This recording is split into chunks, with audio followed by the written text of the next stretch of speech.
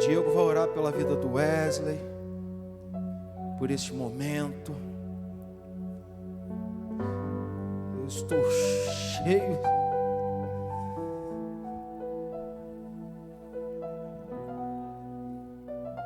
Glória a Deus. Graça e paz, igreja. Aleluia. Vamos orar ao Senhor. Que o Senhor Jesus derrame sabedoria, unção, graça, misericórdia sobre a vida do Wesley. Senhor Jesus, mais uma vez nós já aqui estamos nos alimentando de Ti, Jesus. Muito obrigado pela Tua graça, pelo Teu amor, pela Tua misericórdia em nosso meio. E nós já podemos Te sentir, Senhor. Eu tenho certeza que o Senhor já começou a encher e Deus querido, eu tenho certeza que já está transbordando a sua presença e a sua graça na vida do Wesley, Deus. Pai amado, que Ele possa passar para nós e que nós possamos sair daqui saciados, Deus, alimentados, Senhor. Já foi aqui a hora de nós Te adorarmos, agora é a hora do Senhor falar conosco. Pai amado, enche o Wesley de sabedoria, encha ele da Tua presença e da Tua glória. E nós Te agradecemos pela Sua presença maravilhosa em nosso meio. E somos gratos a Ti. Amém e amém. Pai do Senhor, igreja. Antes da gente estar iniciando na palavra, eu pedi para o louvor estar entoando mais um hino para a nossa meditação. Reflita nessa letra nesse momento.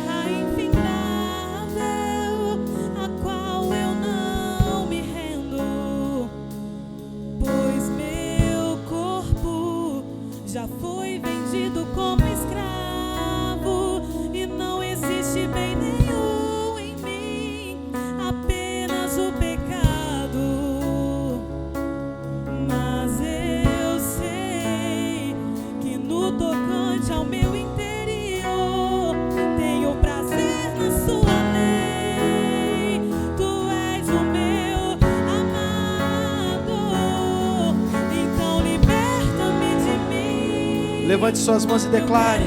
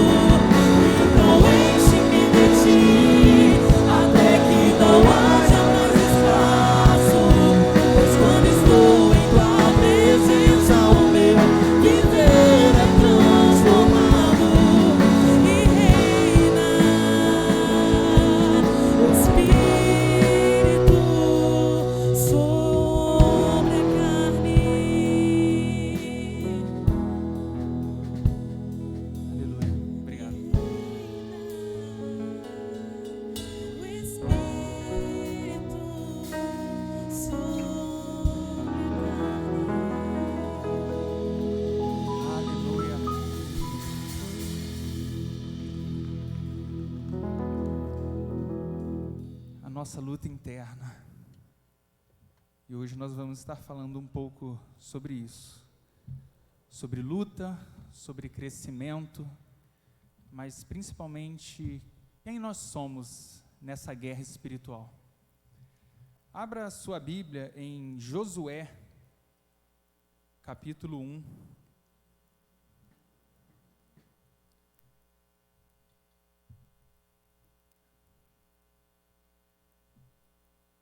Josué, capítulo 1, versículo 1 e 2. Todos acharam? E diz assim: Depois da morte de Moisés, servo do Senhor, disse o Senhor a Josué, filho de Num, auxiliar de Moisés: Moisés, meu servo, é morto. Levanta-te agora, passa esse Jordão, tu e todo este povo, a terra que eu te dou aos filhos de Israel. Pode se sentar.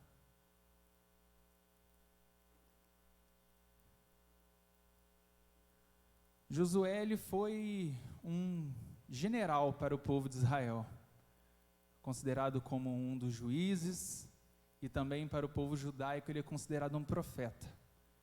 E Josué, ele teve muitas e muitas e muitas etapas na vida dele, até ele poder conquistar todas as coisas, ser o homem que a gente conhece, que em meio à batalha ele parou o sol, e enquanto ele não derrotou todo o povo, o sol não se pôs. Efeito extraordinário, né? Poder de Deus na vida de Josué. A palavra de hoje eu coloquei numa linguagem mais fácil para a gente. Eu coloquei como: não use muletas. Quem aqui já usou muleta alguma vez na vida? É ruim, né? E o processo de lembrar como que anda sem muleta? Eu nunca andei, mas dizem que é pior do que quando você está com a muleta.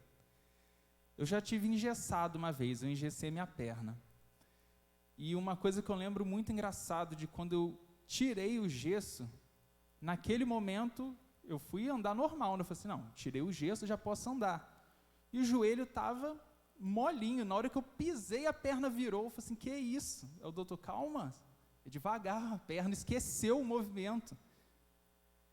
E é incrível como que o nosso corpo ele se adapta a qualquer coisa. Existem muitos processos psicológicos e fisiológicos na nossa vida que dizem que se a gente fizer algumas coisas por um certo período, às vezes 30 dias, 60 dias, a gente se adapta àquilo tranquilamente. E você talvez nem lembre mais como era não fazer aquilo, porque a gente se adapta a tudo. E no caso, aqui nós vamos estar falando sobre muletas espirituais. Mas como é isso? Usar uma muleta espiritual? A muleta espiritual é aquilo que a gente pode se encostar ou usar para evitar que a gente cresça. Você, poxa, evitar que a gente cresça? É. Quantas vezes nós somos confrontados, às vezes com coisas que nós mesmos sabemos que nós temos que fazer, mas a gente sabe que aquilo vai custar e a gente se adapta com o que tem. E a gente fala, já cheguei até aqui, aqui tá bom. E é aquilo que até a Cláudia e o Chicão falaram, né? O bom ele é inimigo do ótimo. Grave muito isso para a sua vida. Na vida com Deus, tudo que você tem hoje é uma gota, e Deus é um oceano. Nós somos vasos nas mãos de Deus. Só que muitas vezes a gente se acostuma a vir no culto, a gente é cheio, Deus derrama a bênção, derrama tudo que Ele tem sobre a gente. E quando a gente sai pelas escadas da igreja, vai para nossas casas e durante a semana, as rachaduras do nosso vaso vai perdendo tudo aquilo. Se eu jogar água devagar dentro de um vaso, eu nunca vou encher ele, um vaso rachado. Porque a quantidade pouca de água que eu estou pondo, a vazão vai embora. Mas se eu pego um balde de água e jogo dentro de um vaso rápido, ele vai encher. Só que ele vai esvaziar com o tempo. E as nossas rachaduras são aquilo que nos impedem de crescer. Porque para se arrumar um vaso rachado, é necessário quebrar.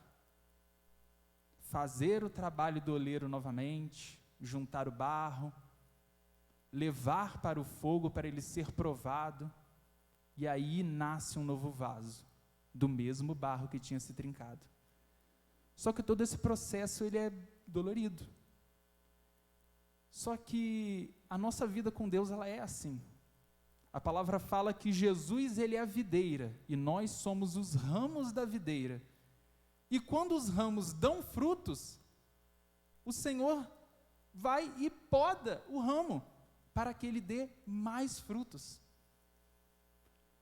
E às vezes isso para a gente, lendo é uma maravilha, nossa que bonito, mas quando bate na nossa vida, às vezes a gente chega num momento na nossa vida que a gente fala, nossa eu estou confortável, poxa que bom, mas muitos momentos a gente fala, nossa minha vida está literalmente só Jesus na causa. Só que as duas circunstâncias, ou se a sua vida já está numa fase boa para você, e Deus com certeza Ele quer muito mais, porque falar que o hoje é o suficiente, seria dizer que hoje você alcançou a plenitude de Deus. Nós falamos muito sobre ter a plenitude de Deus, mas o ter a plenitude de Deus é sempre um dia ter mais, porque Deus Ele é infinito, e é impossível o vaso ser cheio do infinito que é Deus. Por isso que nós falamos que quando nós estamos cheios, nós transbordamos Deus, porque não cabe mais dentro de nós, e nós começamos a transbordar da presença, da unção, da glória, de tudo que Deus tem dentro de nós. E existe uma diferença enorme de vazar a presença e transbordar a presença.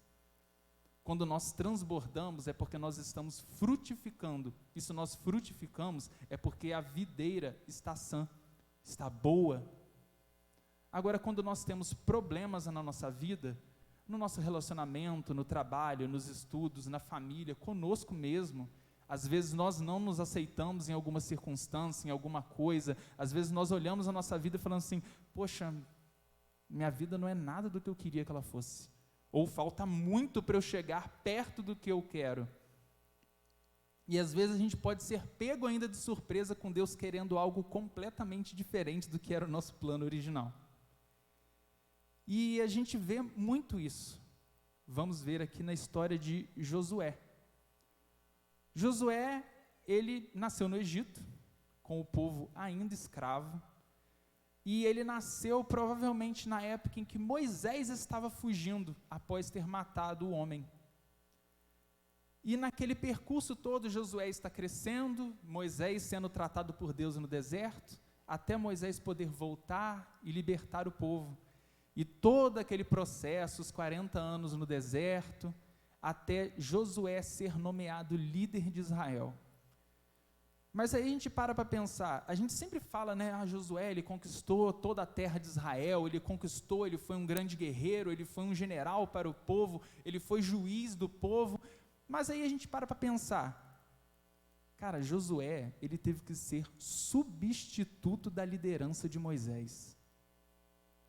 Um povo que viu Moisés aplicar, através dele, Deus fez 10 pragas extraordinárias no Egito, abriu o mar, trouxe maná do céu, Moisés levantava as mãos, o povo ganhava, Moisés abaixava a mão, o povo perdia batalhas. Moisés, ele falava com Deus face a face. Moisés saía do tabernáculo com a face dele reluzente. A palavra fala, nós vamos ler depois, que depois de Moisés não houve profeta como ele na terra. Mas Moisés, ele foi um legislador. E Josué, ele teria outro cargo. E isso é muito interessante a gente entender que no reino existem ciclos. E a gente tem a mania de se comparar com o ciclo dos outros. Às vezes a gente olha, nossa, caramba, olha a vida daquele pastor, nossa, eu queria ser daquele jeito. E você não faz ideia de tudo que aquele pastor passou para chegar para ser daquele jeito. Assim como eu não sei do que acontece na vida de ninguém aqui. Todos nós temos nossas lutas individuais, no casamento, no relacionamento, na família, em todas as áreas da nossa vida. Mas existe um termo que fala muito, né? Nós somos mais que vencedores. O mundo, ele é vencedor quando ele ganha. Nossa, fui promovido. Nossa, ele venceu. O sol e a chuva, as coisas naturais acontecem para tudo, para o crente, para o não crente, para todos. Mas qual é a nossa diferença? Qual era a diferença que tinha em Josué, que fazia ele aceitar até mesmo estratégias, às vezes, surreais? Tem algumas estratégias no livro de Josué que você olha assim e fala assim, caramba, o cara tinha fé demais para acreditar num negócio desse. Dar 7 voltas ao redor de uma muralha que era ao perder de vista. Tocar trombetas, gritar, e a muralha ruir.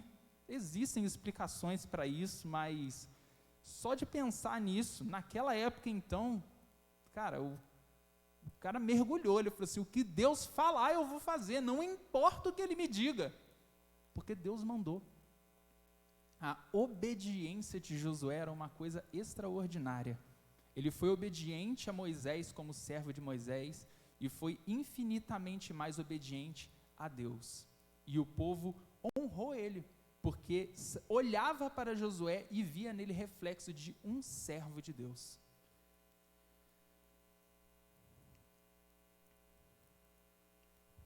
E para a gente eu queria fazer uma pergunta para vocês, quem aqui tem algum parente, pode ser pai, mãe ou qualquer outro tipo de parentesco, que tem um cargo na igreja?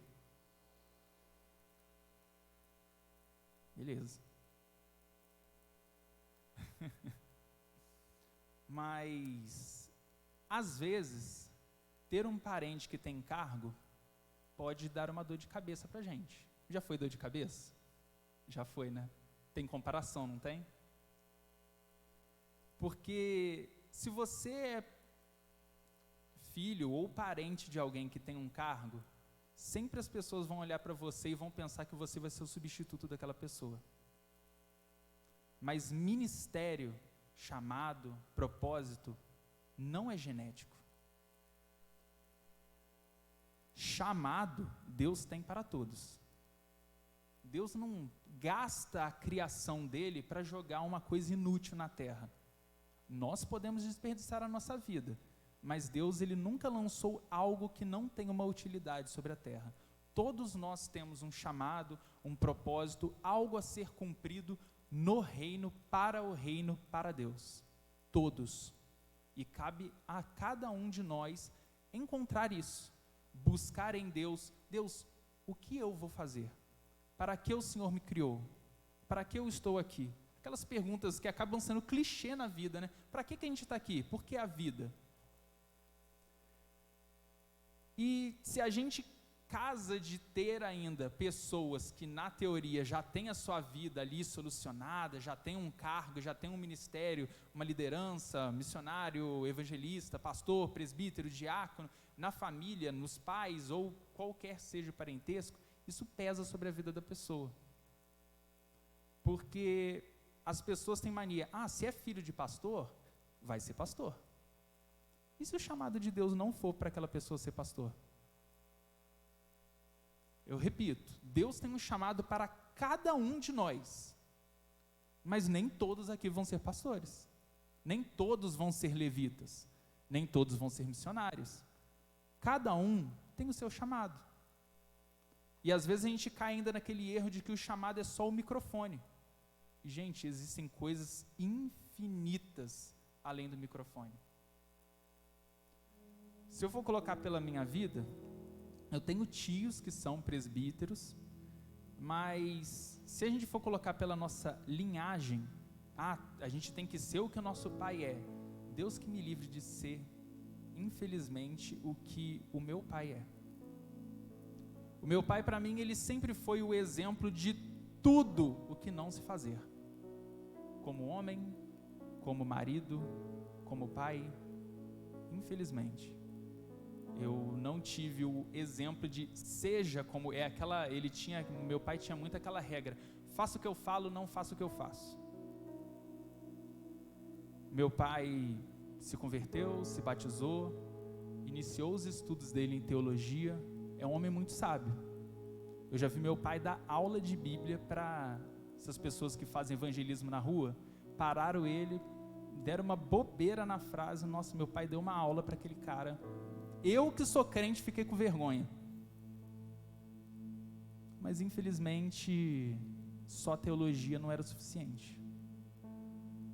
Faltava o Espírito, faltava a vida que a palavra traz. A letra, infelizmente, só a letra mata. E só porque meu pai falhou nisso, eu tenho que ser como ele? Não. Nós somos responsáveis com Deus e conosco de cumprir o nosso chamado, o nosso propósito. Deus, aquela frase que todo mundo fala, Deus não tem netos, não tem sobrinho, não tem primo, Deus tem filhos. Todos nós temos que caminhar na direção de Cristo. Eu gosto muito de uma expressão que o C.S. Lewis usa, escritor das Crônicas de Nárnia, que ele fala que caminhar para Deus é como caminhar para um espelho. E quanto mais perto nós estamos de Deus, mais perto nós vemos o que Deus fez ao nos criar. Porque é impossível no mundo nós nos encontrarmos, nós sermos cheios de alguma coisa. Nós podemos nos encher, óbvio. Mas nós ficamos naquela eterna luta de eu sempre quero mais, sempre quero mais, sempre quero mais, porque é o vazio de uma vida sem Deus. Nós somos criaturas feitas exclusivamente, acima de qualquer coisa, para adorar a Deus. A nossa vida é para dar honra e glória ao nome de Deus. E se a nossa vida não é trilhada no sentido de encontrar a Deus, de caminhar nesse sentido de criação e criatura no seu reencontro, porque o pecado nos arrancou isso e Jesus trilhou o nosso caminho novamente. É o que Jesus disse: tomai a sua cruz todos os dias e siga-me. Tem dia que a gente erra no caminhar? Tem. Não vou nem falar dia, tem dias, semanas. O problema é que a gente não pode se acostumar a andar errado. Andar paralelo ao caminho também não é andar no caminho. Jesus fala que ele é o caminho. Mas eu acredito em algumas coisas, eu não acredito em outras. Ele é o verbo, ele é a palavra. Para seguir a Cristo, nós temos que seguir a sua palavra. E tudo isso vai se refletindo em nós. Porque o caminhar com Cristo é a vida do oleiro. É sempre ali, tratando, arrumando. O vaso não está bom? A gente pega e arruma. O vaso trincou? A gente pega e arruma. Eu coloquei na provação no fogo. Chegou lá na provação do fogo, trincou. A gente pega e arruma. E a nossa vida é assim. Se a gente tivesse perfeito, é igual Elias. Carruagem de fogo estacionava rumo ao céu. Mas nós temos que lutar. De dois personagens da Bíblia, dois personagens que eu amo: Antigo Testamento, Davi; Novo Testamento, Pedro. Porque esses dois personagens, eles são extremamente importantes na Bíblia. E para nós, eles nos demonstram que eles são falhos como a gente. Davi, dá para jogar a lista, né, de coisas que ele fez erradas, mas ainda assim ele é nomeado como o homem segundo o coração de Deus. Assim, como que um assassino é segundo o coração de Deus? Um adúltero? Como que uma pessoa assim pode ser segundo o coração de Deus? Mas uma coisa que era característica de Davi era o amor dele por Deus e o arrependimento nato de Davi. Davi, quando ele errava uma vez e ele mudava totalmente. Quando o profeta Natan adverte Davi e fala assim: você é o homem da parábola, o homem que matou a única ovelha que o pobre tinha, sendo que você tinha milhares, e você está falando que esse homem era para morrer, você é esse homem.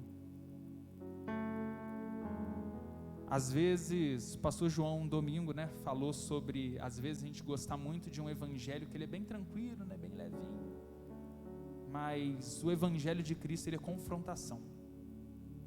O ser, essa visão de ser um espelho, ele é exatamente para a gente olhar e ver que nós temos coisas erradas em nós. Não é para a gente ser, como o pessoal diz, Gabriela, né? Nasci assim e vou morrer assim. Dá não. Você pode até nascer e morrer do jeito que você é, mas é uma vida desperdiçada, né? É bom a gente ser confrontado, porque quando a gente é confrontado, a gente cresce. Só que o crescer é o que nos assusta. O novo sempre nos assusta, o que nos tira da zona de conforto. A gente está acostumado, não, eu entendo isso, eu vou ficar aqui. E às vezes Deus nos tira e nos põe numa coisa completamente oposta. É normal você se assustar, é normal você ter receio, medo, mas quanto mais a gente se aprofunda em Deus e na nossa confiança, como Josué, que a gente vai ver, na obediência, a nossa obediência para Deus, ela tem que ser cega.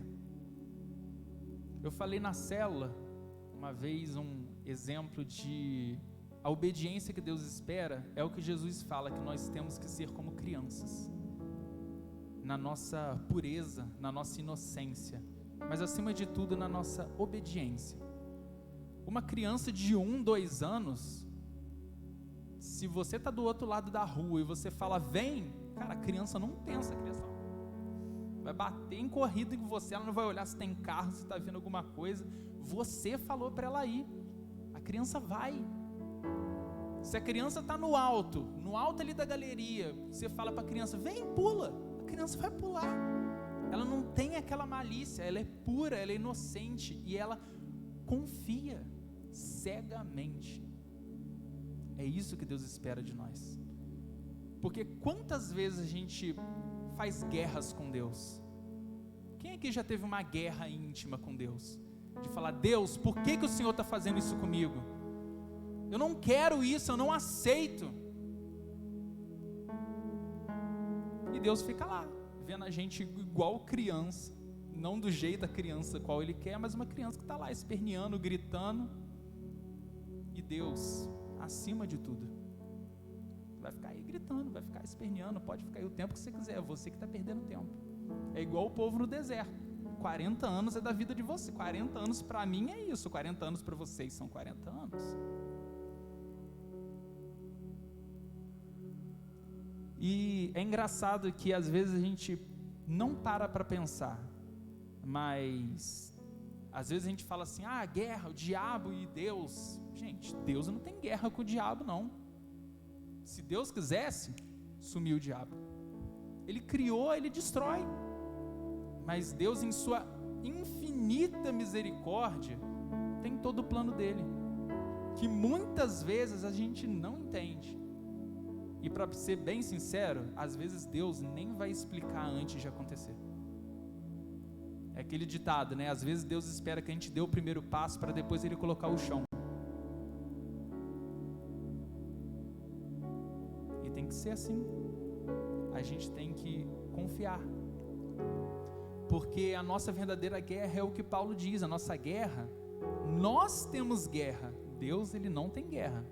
Às vezes a gente acha que a gente está fazendo guerra contra Deus, é igual Satanás achando que ele poderia subir e tomar o trono de Deus. Rebeldia, facção, rebelião, corrupção. Satanás ele corrompeu o seu coração contra o seu Criador. Abaixo de Deus, Lúcifer, Satanás, o inimigo, ele estava lá. Ele era príncipe sobre os anjos, mas ele quis mais. É impossível a criatura vencer o seu Criador. É impossível. Até porque a criatura sem seu Criador, abandonada, ela nunca vai saber qual é a finalidade dela. Se eu crio alguma coisa aqui agora, dou pro Diego, sem falar nada, você vai saber para que serve? Eu que criei. A coisa vai saber funcionar sem eu dar as instruções ou o que é necessário para ela funcionar? Não, eu criei, eu que sei como que faz, como que transforma, como que age, como que arruma. E nós somos tão criaturas como os anjos caídos.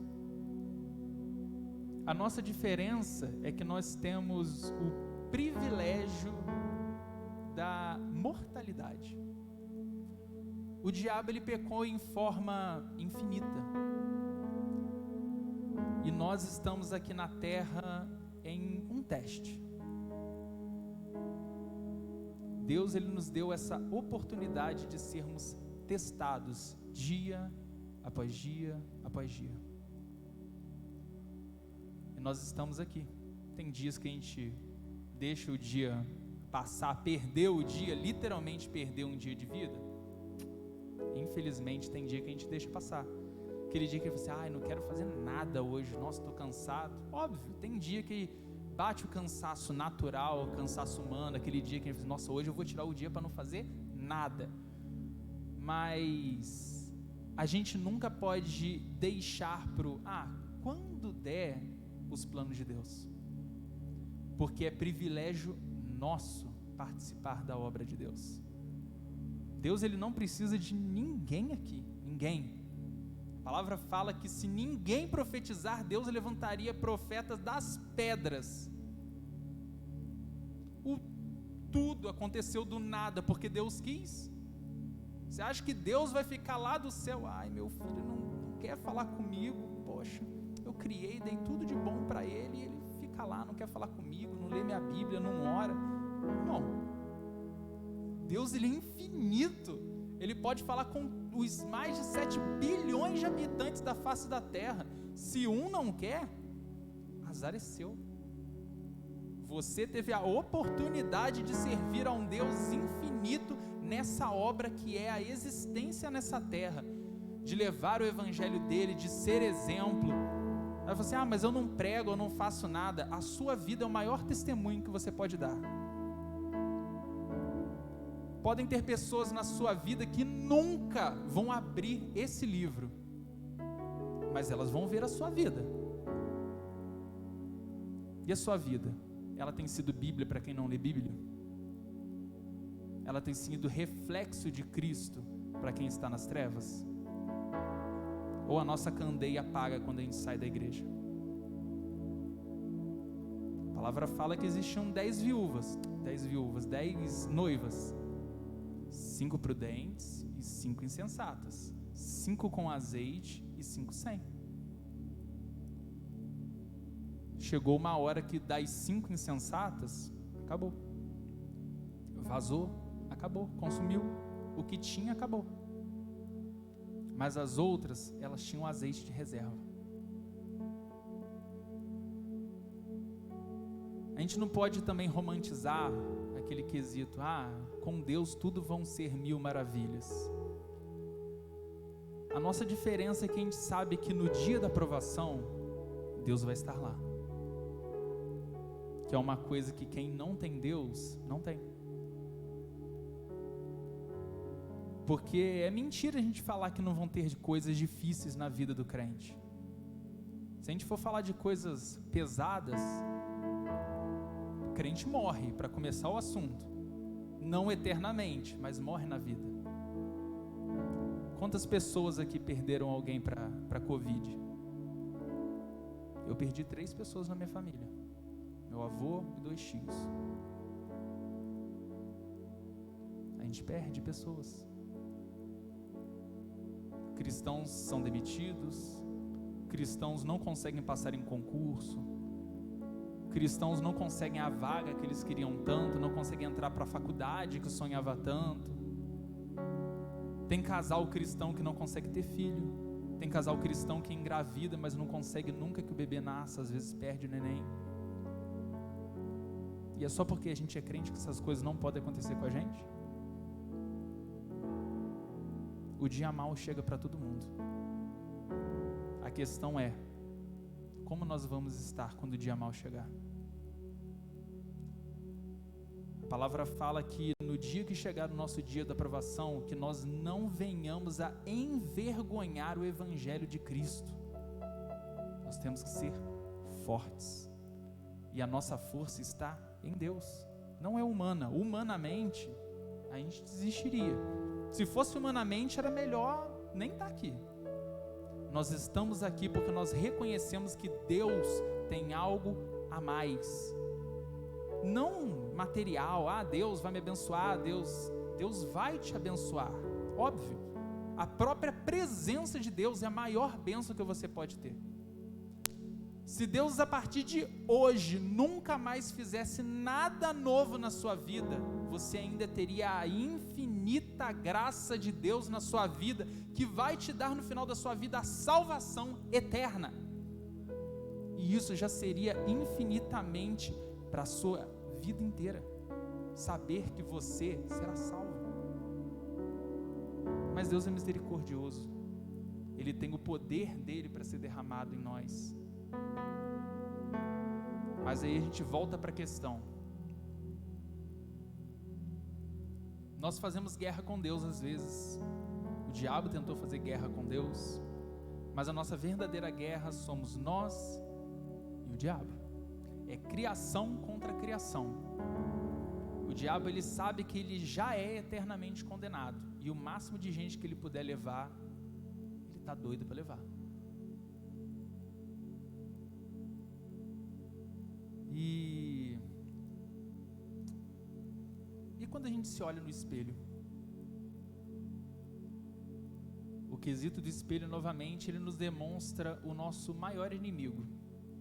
Porque o diabo, na maioria das vezes, ele é apenas o instigador do nosso pecado. Em Tiago, ele dá um caminho das pedras de como acontece o pecado. Ele fala que a gente é indagado primeiro. O diabo, ele não chega e fala assim, toma aqui, peca. Não, o diabo é sutil. O diabo, ele tem milhares e milhares de anos de estudar a mente humana, de estudar o ser humano. Ele joga gatilhos. E aí é aquela coisa, se o espírito não estiver forte, o gatilho vai ser forte. Porque se a gente não está baseado na palavra, com uma vida de oração, uma vida de leitura, uma vida de jejum, uma vida íntima com Deus, a carne vai falar mais alto. E aí, o inimigo está furioso. O inimigo está furioso sempre. Se ele pudesse, ele matava todo mundo aqui agora. Mas o inimigo não pode fazer nada se Deus não der a permissão. Até o inimigo, ele está sujeito às ordens de Deus. E aí a gente fica se pegando, fala assim, então, quem que é o vilão dessa história? É igual aquela música, o maior vilão sou eu. Porque somos nós que decidimos cuspir na cruz quando nós caminhamos na contramão. Jesus pagou por todos os nossos pecados, o que nós já fizemos, aqueles que a gente pensa. E toda vez que a gente falha, é o que a música diz, o que eu quero fazer, infelizmente isso eu não faço. Mas o que eu não quero fazer, eu acabo fazendo. Mas aí a gente entra em uma outra passagem que Paulo diz: pelo muito pecado, a graça foi superabundante. Mas se porque teve muito pecado, a graça foi grande, então nós pecaremos mais para que a graça superabunde muito mais? Claro que não, porque a gente está indo contra todo o princípio que Cristo teve. Jesus, ele nos libertou do jugo da escravidão. Nós éramos escravos do pecado, escravos. E Jesus, ele nos comprou a preço de sangue na cruz. Sangue puro, derramado por cada um de nós, sem nenhum merecimento.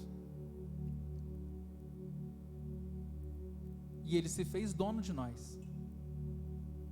Nós poderíamos tranquilamente ser escravos de Cristo, tranquilamente. Éramos escravos do mundo, Deus foi lá, nos comprou, poderíamos ser escravos de Cristo. Somos criatura dele, ele poderia tranquilamente fazer, ele fez uma compra. E ainda assim a palavra nos fala dois outros termos que Deus nos diz: servos, que é uma coisa muito acima de escravo, e ele nos chama de filhos, não biológicos.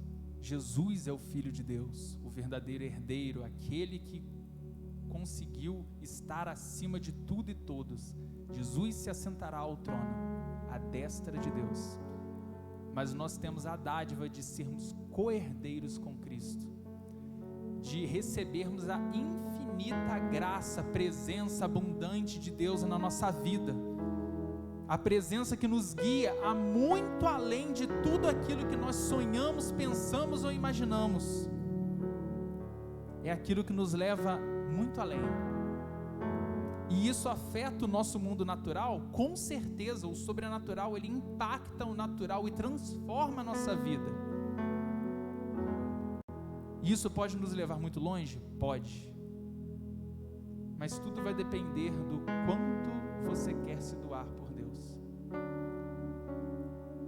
Josué, ele entrou numa fase em que ele poderia entrar em um conflito muito grande, porque ele viu tudo o que aconteceu nos 40 anos de deserto, viu todos os sinais que Moisés fez, e naquele momento Moisés vira para Josué e fala assim: eu vou passar a minha liderança para você. Moisés vai, fala com ele, fala que ele tem que ter coragem, faz todo um discurso, fala assim: você vai ser meu sucessor, eu confio em você. E durante todo o Pentateuco, os 5 primeiros livros da Bíblia, a gente vê várias vezes Josué receber vários elogios, que ele era um homem de Deus, ele era um príncipe da sua tribo. Josué foi um espia, e dentre 12 espias do povo de Deus que via todas as suas maravilhas, só Josué e Caleb voltaram: nós vamos conseguir. E todos os outros 10 estavam falando: maluquice, desiste, vamos embora. Moisés trouxe a gente do Egito para morrer aqui no deserto. E Josué, ele fala uma coisa que eu acho incrível. Ele fala assim: calem-se, confiem em Deus, porque com Deus nós venceremos.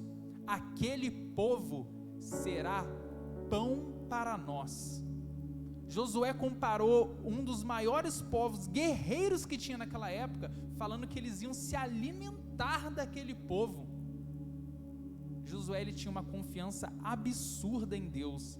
Ele falou assim: eles são fortes? Deus é mais. Eles são grandes? Deus é mais. Eles são muito maior número que a gente? Deus é infinitamente mais.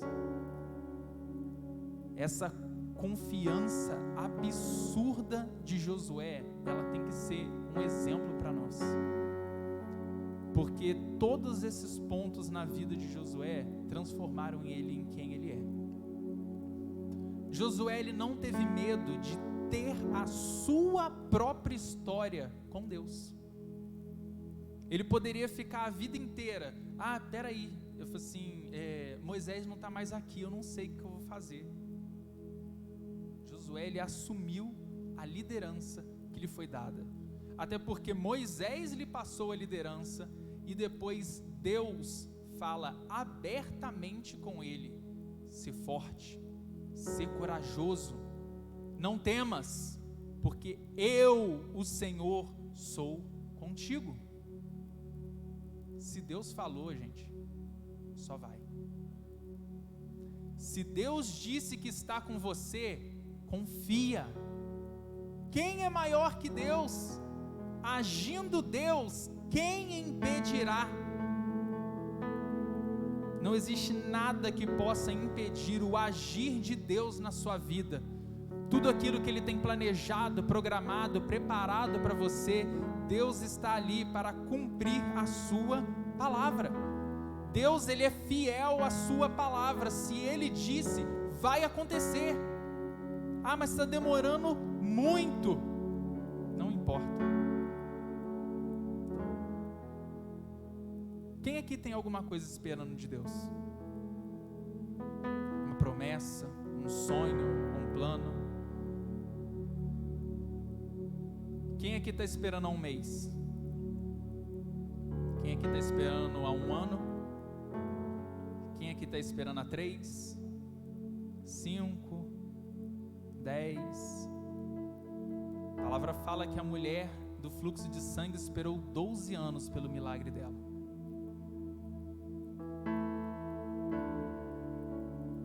Eu não vou falar completo, eu queria só dar um testemunho de vida, né? Aos meus 13 anos, eu sofri um rompimento no meu intestino.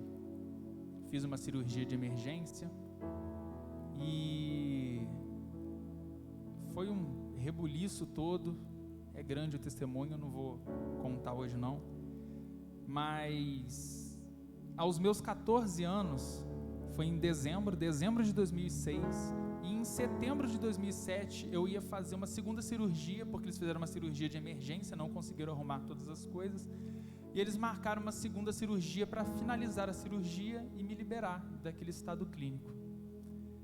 E foi praticamente um ano inteiro de baterias de exames, fazendo tudo. Os médicos liberaram, eu falei: Wesley, você está ótimo, vamos fazer a cirurgia, terminar isso, você segue sua vida. Eu já estava com 14 anos em 2007, e naquela cirurgia eu acordei, e quando eu acordei, os médicos falaram que teve uma falha, que todos os exames não conseguiram identificar uma bactéria, e eles não poderiam terminar a cirurgia. Isso foi em 2007. Nós estamos em 2021 e até hoje a medicina não tem cura para a minha doença. Em dezembro desse ano vão fazer 15 anos que eu sofri aquela cirurgia. E até hoje todos os exames que eu tenho dão como inconsistente, não definido, inexplicável. A última doutora que eu consultei, ela falou para mim, eu falei assim: eu não sei como que você está em pé na minha frente. Essa bactéria, todos os médicos falam que ela era para me consumir de dentro para fora, e que o meu estado atual, se não fosse morto por causa de todos os anos que se passaram, era de que eu estivesse numa cama definhando, esquelético já, porque a bactéria já era para ter consumido todos os meus órgãos. Mas pela provisão de Deus, ela está lá, está no meu organismo, estancada no meu intestino. Nenhum médico tem coragem de mexer. Eu já fui periciado por médicos dos Estados Unidos, no Rio de Janeiro. Veio uma equipe de 5 médicos, foram para lá, levaram, estudaram. Meu caso já foi para vários locais. Ninguém nunca conseguiu definir o que é o caso. E no dia que a doutora falou para mim, eu falei assim, Wesley, seu caso não tem cura. A medicina não pode fazer nada por você. Eu lembro, eu não consigo esquecer da reação da minha mãe. Minha mãe saiu destruída do consultório, chorando. E ela virou para mim e falou assim, filho, o que a gente faz agora? E engraçado que quando ela disse aquilo para mim, aquilo me gerou uma reação contrária. Porque quando a doutora falou que isso era impossível, eu virei para minha mãe e falei assim, mãe, se é impossível para homens, então é agora que Deus age. Deus, Ele ama impossíveis. Aquele seu parente que você acha que nunca mais vai voltar para a igreja, Deus ama esse caso. Aquela pessoa que você fala, cara, aquilo ali nem Deus arruma mais aquela vida. Deus arruma. A sua vida, a sua situação impossível, aquilo que você busca há meses, há dias, há anos, Deus sabe. E Ele tem poder para fazer. Mas eu falo muito que, principalmente hoje em dia, né, a nossa vida é muito corrida, muito agarrada. A gente sempre fala, nossa, estou muito agarrado, nossa, estou correndo, nossa, não tenho tempo, não consigo, a agenda está cheia. E às vezes, quando a gente está com a agenda cheia, Deus vai e reserva um tempo para a gente. E às vezes a gente fala, poxa, por que está acontecendo isso na minha vida? Poxa, eu estou certinho com Deus, estou fazendo nada de errado, estou buscando, estou ali caminhando, querendo mais de Deus, mas minha vida está uma bagunça, o que eu quero não acontece. A dor, a dificuldade, o problema, a busca por algo, isso nos aproxima de Deus. É triste dizer isso, mas às vezes Deus se usa assim, dos problemas, das aflições, das perdas, para nos aproximar dele. Porque se o mundo, ele é muito para nos tomar, então Deus faz de nós nada, para mostrar que ele é tudo. Deus, ele é tudo o que nós necessitamos. É aquela frase, o vazio que existe dentro de cada um de nós é do exato tamanho que Deus tem para completar na sua vida. Repito, não é que você vai ser, Deus vai caber ali todo dentro de você, mas aquele vazio que você tem é o vazio de Deus.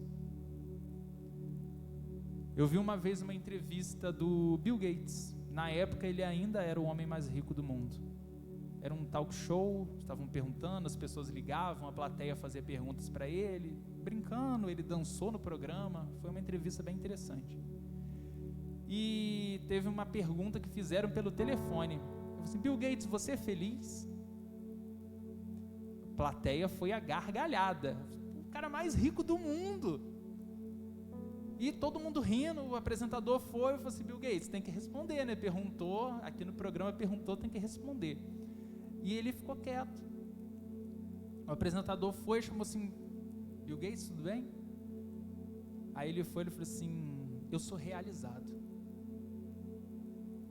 Aí ele falou assim, como assim? Ele falou assim, infelizmente, todo o dinheiro que eu tenho não pode comprar o amor da minha família.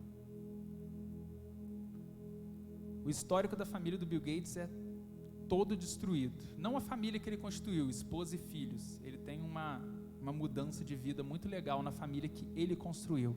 Mas os pais dele, a estrutura familiar do Bill Gates era horrorosa. E ele sempre falou que os pais dele sempre detestaram ele, nunca confiaram no potencial de empresa dele, nada. Mas quando ele se tornou rico e influente, os pais deles procuraram ele. E ele falou assim, meus pais só me procuram por dinheiro, mas eu nunca tive o afeto, o carinho, a amizade do meu pai. E isso o dinheiro não pode comprar.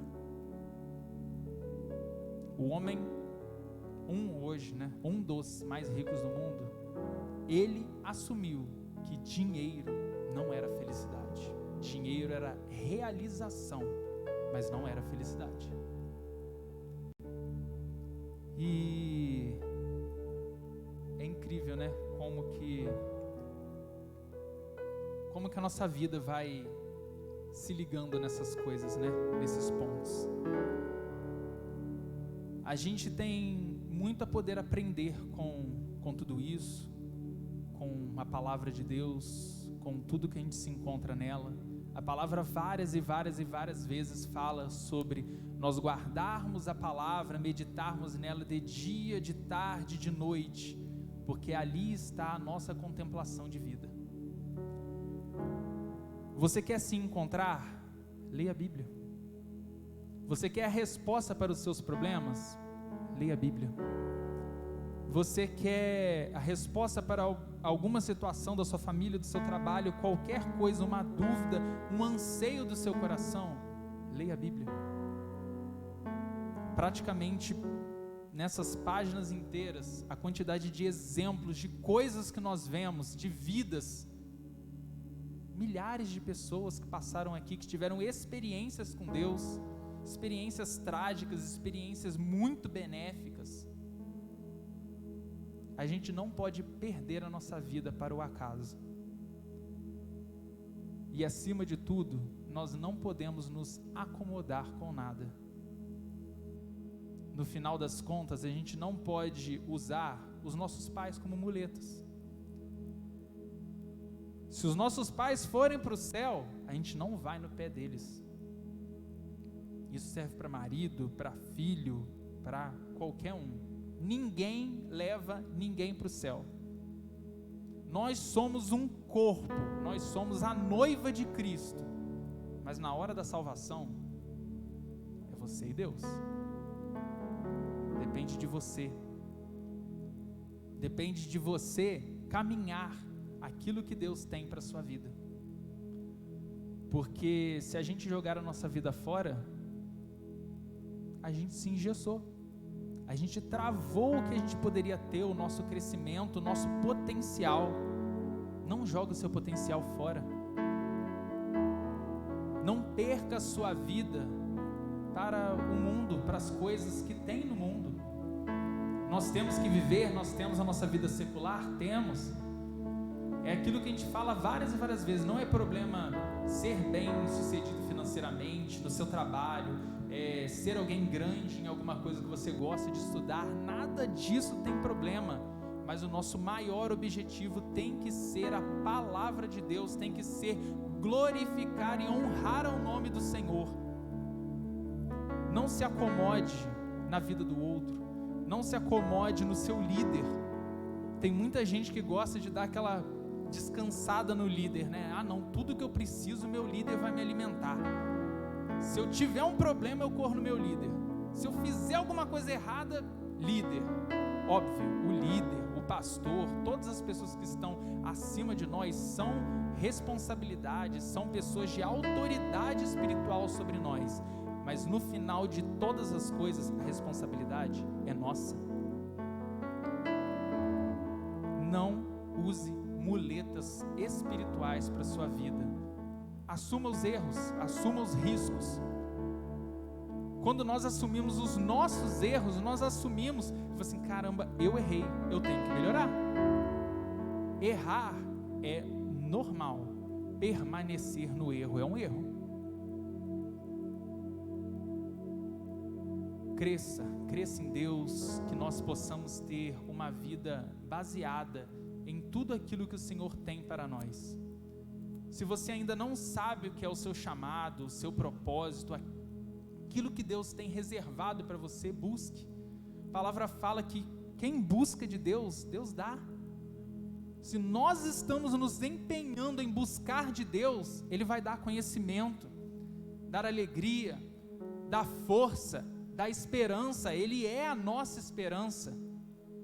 Busque de Deus aquilo que Ele tem para você, porque aquilo que Ele tem para você, eu vou repetir, é infinitamente maior do que você pode imaginar. Muitas vezes os nossos planos casam com os planos de Deus, mas às vezes Deus tem os planos dele que são muito maiores do que os nossos. Não se congele, aceite, caminhe com Cristo e tenha uma vida de plenitude com o nosso Senhor. Amém, gente? Amém? Amém? Vamos nos colocar de pé. Queria agradecer pela